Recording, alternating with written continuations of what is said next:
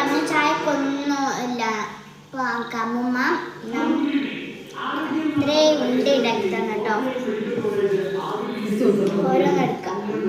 കടലൊക്കെ ഇടും കേട്ടോ. അണ്ടിപ്പരിപ്പെല്ലാം ഇടും, പക്ഷെ നമ്മൾ ഇട്ടിട്ടില്ല. എത്ര ഉണ്ടെന്ന് വെച്ചാൽ 1 2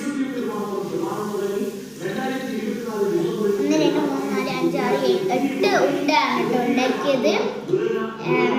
നമുക്ക് തിന്നോക്കാം. നല്ല ഇതെന്താ പറയാ, കടലിട്ട് കേട്ടോ.